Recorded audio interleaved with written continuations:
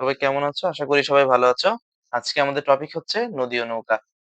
আমরা একদম বেসিক থেকে শুরু করব। মানে হচ্ছে একদম সহজ ম্যাথ থেকে শুরু করব এবং প্রুফ গুলা দেখাবো যে কিভাবে হয়। আস্তে, আস্তে আমরা জটিলে যাব। শুরুতে আমরা জটিলে যাব না। একদম সিম্পল যে ম্যাথটা আমরা সেটা দেখানোর ট্রাই করব। তো আমাদের সিনারিও হচ্ছে এরকম যে আমাদের প্রশ্নে বলা আছে যে আ স্রোতের বেগ ৬ কিলোমিটার। খেয়াল করো। আমাদের প্রশ্নে দেওয়া আছে স্রোতের বেগ ৬ কিলোমিটার/আওয়ার এবং দেওয়া আছে নৌকার বেগ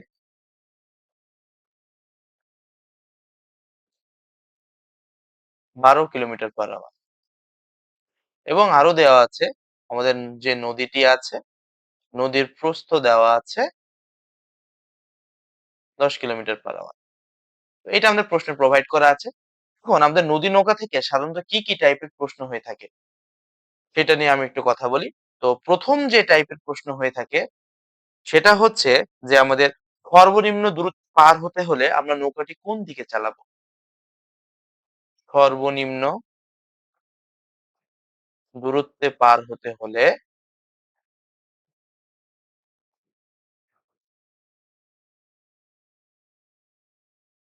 নৌকা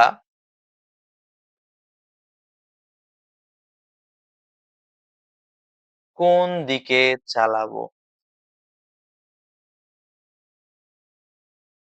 এরপরে যেটা আছে সেটি হচ্ছে সর্বনিম্ন সময়ে পার হতে হলে কোন দিকে চালাবো? সেম প্রশ্ন কিন্তু একটু আলাদা। সর্বনিম্ন সময়ে পার হতে হলে, সর্বনিম্ন সময়ে পার হতে হলে আমরা নৌকাটিকে কোন দিকে চালাবো? ৩ নম্বর প্রশ্নে হয়, খেয়াল করো, যে আমাদের যে সময়, নরমাল সময় সূত্র কত? ঠিক আছে? সময় কত লাগবে? নরমাল সময়, হ্যাঁ? সময় কত লাগবে? একটা আছে কি সর্বনিম্ন সময়, একটা হচ্ছে নরমাল সময়। ঠিক আছে? আমরা দুটো একসাথেই দেখব। তারপরে কি হতে পারে? যে পথের দৈর্ঘ্য কত?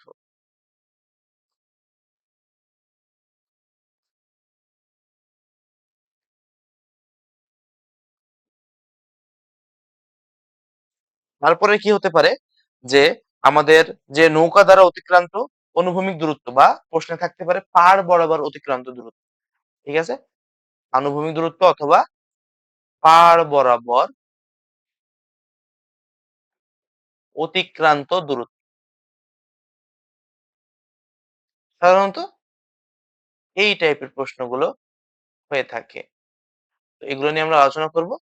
আজকের ক্লাসে আমরা চেষ্টা করব যে মোটামুটি ৩ টা প্রশ্নের আ কনসেপ্ট বুঝিয়ে দিতে। তো চলো শুরু করি। এখন আমরা শুরু করব ১ম প্রশ্ন থেকে। ১ম প্রশ্নটি কি ছিল দেখো তো? ১ম প্রশ্ন হচ্ছে সর্বনিম্ন দূরত্বে পার হতে হলে আমরা নৌকাটিকে কোন দিকে চালাবো? তো আসি, আশা করি তোমরা সিনারিও বুঝতে পেরেছ। তো আমি এখন ধরো নদী আঁকি চলো। এটা হচ্ছে নদীর একটা পাড়, এটা হচ্ছে আরেকটা পাড়। ঠিক আছে? এই যে এদিকে ধরো পানি প্রবাহিত হচ্ছে। পানি এদিক বরাবর প্রবাহিত হচ্ছে। ঠিক আছে? তো আমার প্রশ্নে কি দেয়া ছিল বলো তো? আমার প্রশ্নে কিন্তু দেয়া ছিল যে এই যে খেয়াল করে থাকো দেখো যে এই যে এই দিক বরাবর আমার প্রশ্নে দেওয়া আছে কি বলতো? স্রোতের বেগ। ঠিক আছে? স্রোতের বেগ। স্রোতের বেগ কত? ইউ। ইউ এর মান কত দেয়া আছে বলতো? 6 কিলোমিটার পার আওয়ার। প্রশ্নে আরো কি দেওয়া আছে বলতো? প্রশ্নে দেওয়া আছে যে নৌকার বেগ। এখন খেয়াল করো নৌকাটিকে তো আমি বিভিন্নভাবে চালাতে পারি, তাই না? আমি এই বরাবর শুরু করতে পারি, এই বরাবর চালনা করতে পারি, এই বরাবর চালনা করতে পারি, আবার আমি চাইলে এই বরাবরও চালনা করতে পারি। আচ্ছা, তোমাদের মনে একটা প্রশ্ন থাকতে পারে যে বলতে পারো যে ভাইয়া যে নৌকাটাকে যদি আমরা এই বরাবর চালনা করি তাহলে কি নৌকাটি পাড়ের ঠিক এই পয়েন্টে পৌঁছাবে কিনা? না, নৌকাটি পাড়ের ঠিক এই পয়েন্টে পৌঁছাবে না। স্রোতের বেগের কারণে একটা লব্ধির দিকে যাবে। একটা লব্ধি বেগে লব্ধির দিকে যাবে। ঠিক আছে? এই দুইটা ভেক্টরের যে লব্ধি হবে লব্ধির দিকে নৌকাটি প্রবাহিত হবে। ঠিক আছে? তাই এটা মনে করার কোনো কারণ নেই যে নৌকাটি যদি স্রোত থাকা অবস্থায় নৌকাটি যেদিক বরাবর রওনা দেব সেদিক বরাবর যাবে। ঠিক আছে? আচ্ছা, গেল। তাহলে খেয়াল করো, এখন তো আমরা জানি না, তাই না? যে নৌকাটি আসলে কোন দিকে করব। আমাদের প্রশ্নের দিকে খেয়াল করো। প্রশ্নে কি দেওয়া আছে? প্রশ্নে কিন্তু আমাদের দেওয়া আছে যে আমরা সর্বনিম্ন দূরত্বে যেতে চাচ্ছি। সর্বনিম্ন দূরত্ব। আচ্ছা, একটা কথা খেয়াল করে দেখো তো, নৌকাটি আমি যেদিকেই চালাই না কেন, প্রশ্নে কিন্তু আমাদের আরেকটা জিনিস দেওয়া আছে, সেটা হচ্ছে আমাদের নদীর প্রস্থ। নদীর প্রস্থ D সমান দেওয়া আছে 10 কিলোমিটার। ঠিক আছে? 10 কিলোমিটার দেওয়া আছে। একটা কথা দেখো তো, আমি যেদিক বরাবরই পার হই না কেন, আমি কি কোনোভাবে দেখো তো যে ১০ কিলোমিটারের কমে কি আমি এইটাকে পার হতে পারবো? খেয়াল করে দেখো। আমি যেদিক বরাবরই পার হই না কেন, আমার সর্বনিম্ন দূরত্ব বলতো কি হয়? লম্ব দূরত্ব। তাই না? তোমরা সরলরেখায় করছো যে একটা সরলরেখা থেকে একটা সরলরেখার কি সর্বনিম্ন দূরত্ব কি হয়? তার লম্ব দূরত্বই হয়। ঠিক আছে? তো এটা তো আমরা জানি। তাহলে কি বলতো যে নদী পারাপারের ক্ষেত্রে খেয়াল করো যে সর্বনিম্ন দূরত্বে পার হওয়ার জন্য আমাদের লব্ধিভাবে কোন দিক বরাবর পার হতে হবে বলতো? লম্ব দিক বরাবর। ঠিক আছে? এই দিক বরাবরই দেখো ১০ কিলোমিটার হবে। এখন খেয়াল করো, তুমি যদি ধরো এই দিক বরাবর পার হও, খেয়াল করে দেখো তো কোনটা বড়? এটা বড় নাকি এটা বড়? অবশ্যই 2nd টা বড়। দেখো, তুমি মেপে দেখবা, একটু ট্রাই করে দেখবা যে কোনটা বড় হয়। আচ্ছা, গেল। তাহলে আমাদের কি লব্ধিভাবে আমরা এই দিক বরাবর পার হবো, হ্যাঁ? যেটা আমরা W ধরে প্রকাশ করি। ঠিক আছে? আচ্ছা, গেল। এখন আমরা দেখব, তাহলে খেয়াল করো যে আমরা স্রোতের বেগ আমাদের ৬ কিলোমিটার/আওয়ার এই দিক বরাবর। আমাদের লব্ধি হচ্ছে ঠিক লম্ব দিক বরাবর। তাহলে আমাদের নৌকাটিকে কোন দিক চালনা করতে হবে বলো তো? বলো। নৌকাটিকে কোন দিক চালনা করতে হবে? অবশ্যই হচ্ছে দেখো, এই যে এই দিক বরাবর আমাদের নৌকাটিকে চালনা করতে হবে। তাহলে নৌকার বেগ কত? v সমান ১২ কিলোমিটার/আওয়ার। নৌকাটিকে আমাদের এদিক বরাবর চালনা করতে হবে। ধরে নিলাম নৌকাটি এবং স্রোতের সাথে আলফা কোণে আমরা চালাবো। কোন কোণে চালাবো? আলফা কোণে। এই আলফা কোণের মানই আমাদের বের করা লাগবে। খেয়াল করো, তোমরা তো বলতে পারতা যে আমরা এই যে নৌকার বেগটা আমরা কেন এদিক বরাবর দিলাম? কেন আমরা এটা কেন বাম পাশে দিলাম, তাই না? কেন ডান পাশে দিলাম না? খেয়াল করো, লব্ধি কিন্তু সবসময় হবে দেখো ২ টি ভেক্টরের মাঝামাঝি কোনো জায়গায়। ঠিক আছে? এটা মাথায় রাখতে হবে। আচ্ছা। এখন দেখো, আমরা কি করব? আমরা আলফার ভ্যালু বের করব। এটা বের করে ২ টা নিয়ম আছে। একটা হচ্ছে আমরা যে লব্ধির ক্ষেত্রে যে অ্যাঙ্গেলের সূত্রটা জানি, ওই সূত্র দিয়ে বের করতে পারি। অথবা আমরা এর পরের অঙ্কগুলোর ক্ষেত্রে দেখব উপাংশে ভাঙবো আমরা। একটা হচ্ছে ইউ এর উপাংশে ভাঙবো, একটা ভি এর উপাংশে ভাঙবো। উপাংশে ভেঙে আমরা বের করার ট্রাই করব। তো আমরা আগে ১ম নিয়মটা দেখি, যেটা হচ্ছে সাধারণভাবে আমরা সবাই করে থাকি। সেটা হচ্ছে কি সূত্র প্রয়োগ করে। খেয়াল করো যে আমাদের যে লব্ধি আছে, লব্ধি কিন্তু আমাদের 90 ডিগ্রি অ্যাঙ্গেল উৎপন্ন করে। দেখো, আমাদের এই লব্ধিটি 90 ডিগ্রি অ্যাঙ্গেল উৎপন্ন করে। কার সাথে বলতো? 90 ডিগ্রি অ্যাঙ্গেল উৎপন্ন করে আমাদের স্রোতের সাথে। তো এটা একটু আমরা মাথায় রাখবো। চলো দেখা যাক। তাহলে আমরা সূত্রটা কি জানি বলতো? tan theta is equal two, একটা লম্বা করে দাগ দিবা। যার সাথে অ্যাঙ্গেল সে নিচে সিঙ্গেল। তাহলে ইউ প্লাস ভি, উপরে দেবো একটা ভি, এদিকে হবে হচ্ছে সাইন আলফা, এদিকে হবে হচ্ছে একটা কজ আলফা। ঠিক আছে? এখন দেখো, থিটাটা কি বলতো? থিটাটা হচ্ছে লব্ধির সাথে উৎপন্ন কোণ। লব্ধির সাথে উৎপন্ন কোণ স্রোতের কত বলতো? 90 ডিগ্রি। আর আমি সূত্রে কি দেখো তো? যার সাথে অ্যাঙ্গেল সে নিচে সিঙ্গেল, ইউ দিয়েছি। তো সূত্রের প্রমাণে আমি যাব না। কারণ এটা তুমি অলরেডি জানো। তাহলে tan থিটা মানে tan 90 degree is equal to V sin alpha divided by U plus V cos alpha. আশা করি তোমাদের এইটুকু পর্যন্ত কোনো সমস্যা নাই। চলো আমরা নেক্সট দেখি। তো tan 90 ডিগ্রি মানে কত হবে বলো তো? 1/0 is equal to v sin alpha divided by u plus v cos alpha। এখন দেখো, আমাদের এটা 0 হয়ে গেল। তার মানে এই ক্যালকুলেশন তোমরা আশা করি বুঝো। u plus v cos alpha is equal to কত বলো তো? 0। তারপরে দেখো, বলে cos alpha is equal to minus u by v। তাহলে কি হচ্ছে বলতো? অতএব alpha is equal to cos inverse minus u by v। এটাই হচ্ছে আমাদের সর্বনিম্ন দূরত্বের ক্ষেত্রে দেখো নৌকাটি আমরা কোন দিকে চালাবো সেই দিক, সেই দিকের সূত্র। এটা একটু মনে রেখো যে তোমরা যদি প্রশ্নে থাকে এভাবে তোমরা চাইলে এভাবে দিতে পারো, অথবা তোমরা চাইলে অবজেক্টিভের ক্ষেত্রে সরাসরি তোমরা এটা ইউজ করতে পারো। তো চলো আমরা এখানে আমাদের ম্যাথের যে ভ্যালুটা আছে ওই ভ্যালুটা আমরা বসাই। ওই ভ্যালুটা হচ্ছে যে আলফা সমান সমান cos inverse minus U by V. তাহলে চলো তো দেখি যে আমরা কোন অ্যাঙ্গেলে আমরা নৌকাটা চালনা করলে আমরা ঠিক অপর পারে পৌঁছাবো। তাহলে আলফা সমান কত হচ্ছে বলতো? cos ইনভার্স মাইনাস ইউ এর ভ্যালু হচ্ছে 6, ভি এর ভ্যালু হচ্ছে 12।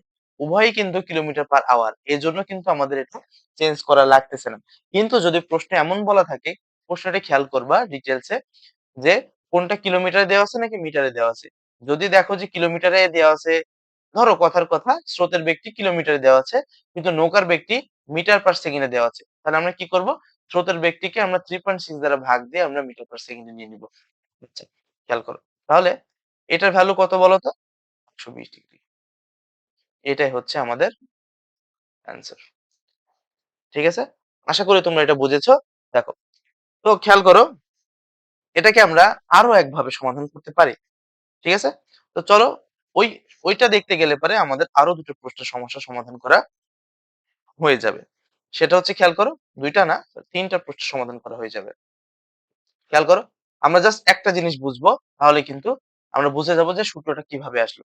সেটা হচ্ছে খেয়াল করো যে আহ সর্বনিম্ন সময় পার হওয়াটা দেখবো আমরা একবারে, সময় কত লাগবে এটা আমরা দেখবো, এবং আমরা দেখবো যে পার বরাবর অতিক্রান্ত দূরত্বটা কিভাবে হবে। চলো খেয়াল করো, তো আশা করি তোমরা এটা বুঝেছো।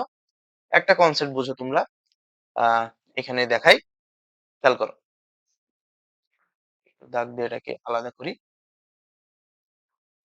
দেখো, খেয়াল করবা যে এটা মনে রাখবা যে নদী পারাপারে সহায়তা করে, নদী পারাপারে সহায়তা করে, এখানে লিখি নদী পারাপারে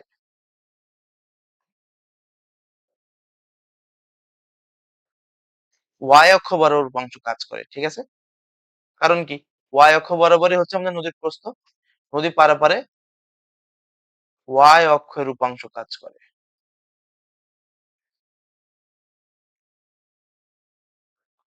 আর পার বরাবর, পার বরাবর অতিক্রম করতে,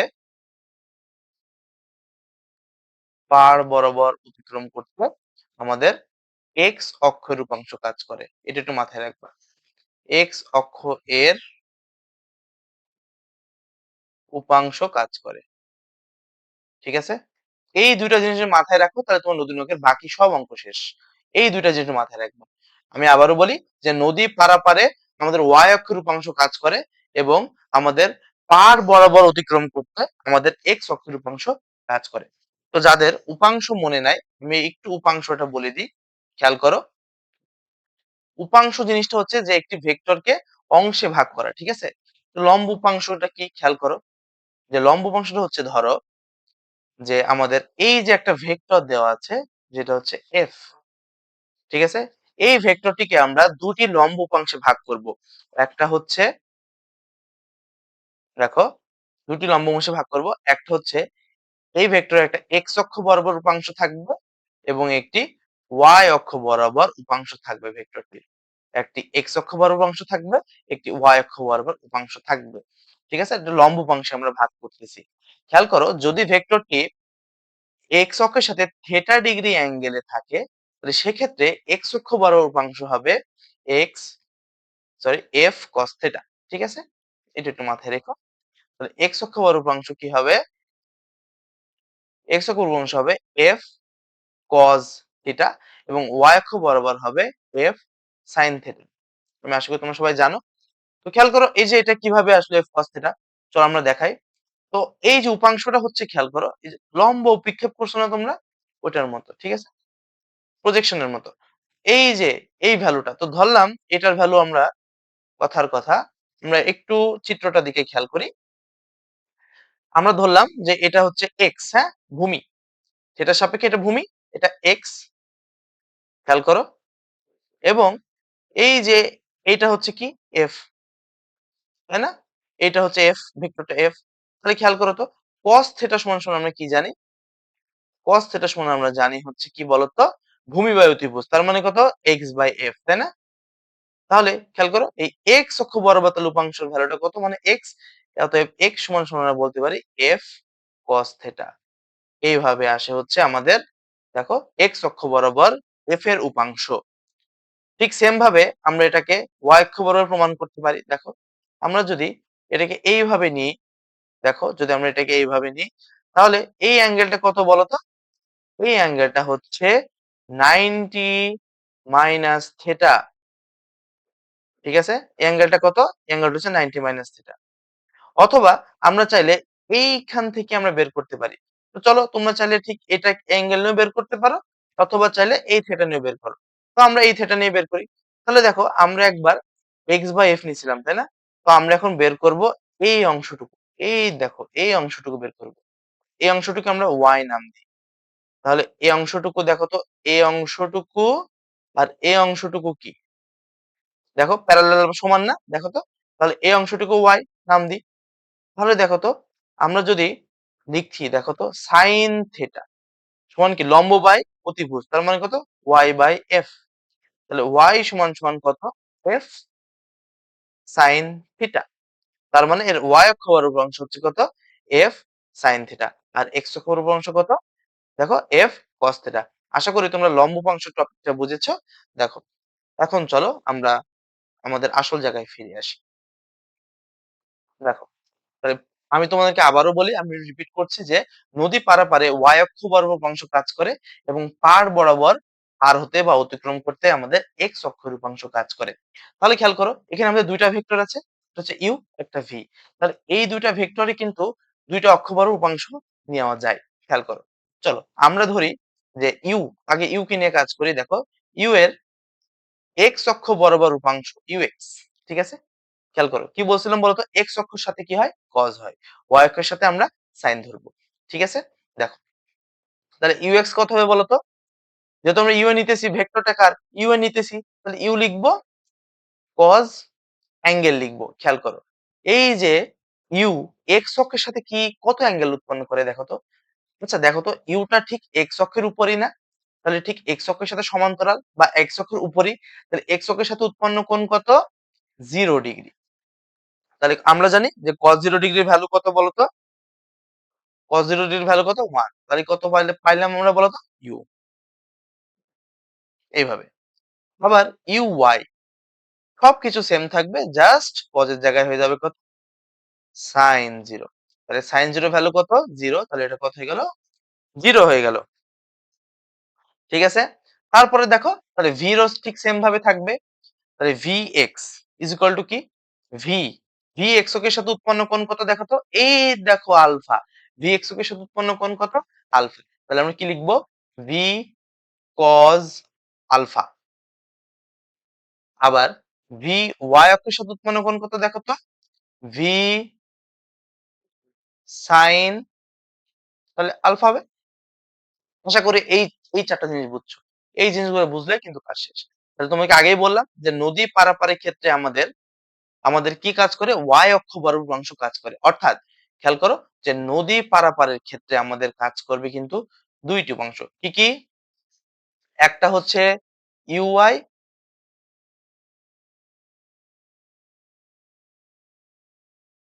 আরেকটা কি?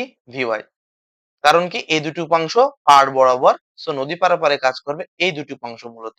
আর নদীর পাড় বরাবর, নদীর প্রস্থ বরাবর, হ্যাঁ, আর নদীর পাড় বরাবর কাজ করবে আমাদের এক্স অক্ষ বরাবর উপাংশ। আমি বারবার বলতেছি এটা একটু মানে মেমোরাইজ করে রেখো। আচ্ছা, তো চলো আমরা এই দুইটা আমরা হচ্ছে মনে রাখি যে ইউআই সমান 0 এবং ভিওয়াই সমান ভি সাইন আলফা। ঠিক আছে? চলো তাহলে এখন আমরা এখান থেকেই শুরু করি। দেখো খেয়াল করো, তাহলে আমাদের যদি নদীতে পার হতে হয়, খেয়াল করো আমি আগেই বলতেছি নদী যদি পার হতে হয় তাহলে কি আমাদের ওয়াই অক্ষ বা রূপাংশ লাগবে। তাহলে আমরা কি জানি বলতো? এস সমান সমান ভিটি আমরা জানি। আমরা ধরলাম এস সমান সমান ভিটি আমরা জানি। এস কি বলতো? অতিক্রান্ত দূরত্ব, ভি হচ্ছে বেগ এবং টি হচ্ছে সময়। তাহলে এস সমান সমান আমরা কি? আমরা নদী পার হব, তাই না? নদী পার হব অর্থ কি? নদীর প্রস্থটাকে পার হব। কথা বুঝো। নদী পার হবো অর্থ কি? নদী পার হবো অর্থ নদীর প্রস্থটাকে পার হবো আমরা। তাহলে নদীর প্রস্থ কি ছিল? D is equal to V, V আর এটা কত বলতো? T, নদী পার হতে সময়। এখন খেয়াল করো একটা জিনিস। আমি তোমাদেরকে আগেই বলেছি যে নদী পারাপারে সহায়তা করে কি? Y অক্ষ বরাবরের রূপাংশ। তাহলে কি আমরা এখানে V এর পরিবর্তে আমরা এখানে কি লিখতে পারি? UY plus VY into T, এই জিনিসটাকে আমরা এখানে লিখতে পারি। ঠিক আছে? এখন যদি আমরা এটার ভ্যালু বসাই তাহলে দেখো UY এর ভ্যালু কত? UY এর ভ্যালু কিন্তু 0 আর VY এর ভ্যালু কত? V sin alpha. দেখো V sin আলফা এত ইনটু E, এটা কার সমান? এটা D এর সমান। তাহলে অতএব আমরা বলতে পারি T সমান সমান D divided by V sin alpha. দেখো এটা হচ্ছে আমাদের নদী পারাপারের ক্ষেত্রে সময় বের করার সূত্র আমরা ডিরাইভ করে ফেললাম। যে T